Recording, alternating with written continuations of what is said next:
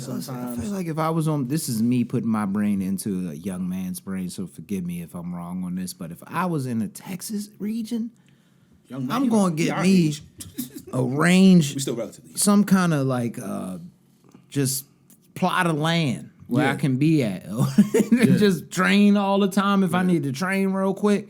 And you still can do whatever little fun things you need to do.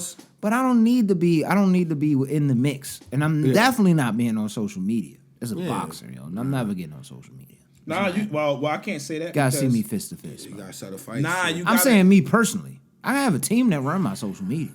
You gotta. I was talking with my pops about this earlier. We was actually watching a bunch of like highlighted fights and like. So we was watching Larry Holmes and they was taking it through his whole history. Me and my pops literally watched that before I came over here. And then we was in the Lennox Lewis after that and we was just talking about a lot of stuff. But a part of boxing though, like honestly, you'll have a promoter, but the greatest promoter is the boxer. So that's a part of the game. Like you gotta think about it. Muhammad Ali had promoters, but he's the greatest promoter of boxing history. Right. And it's probably sports history. Right. So a part of that is like Terrence Crawford, phenomenal fighter. I think he's one of the all-time great type talent and fighter.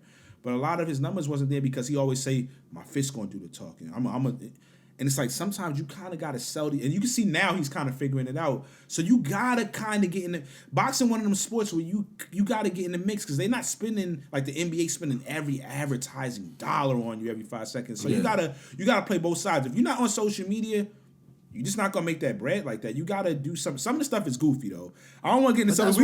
We see some stuff is goofy. You just have a team that runs it. Yeah, but you gotta you gotta talk too though. You gotta be verbal. You gotta. I think at some point you do. We gotta go back to the fights.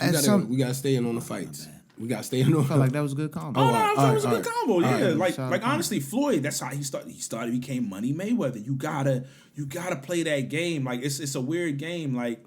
Unless you don't want the only person who really I could think of that was like making buku bread like that didn't really have to is a anomaly like Marvin Hagler. He kind of just was like, but he had the war hat and the whole, so he had this whole different persona and seeing him training and running through the hills. So he still was kind of playing that game. It was a different way. You got to be a promoter as well. You got to play. You got to do both things. If you're not doing that in boxing, you're gonna be talking about how you ain't getting. But what I'm fights. saying more is he wasn't doing tactful stuff for his promotion anyway.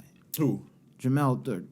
That's what I'm saying. Yeah. He don't need to be online. He needs a team. He might not. He might. That guy in specific needs a team. And some people are like that. They need a team to help them out to do this. Because if I get on here, I'm gonna be cursing people out drunk. I have no idea what to do. Like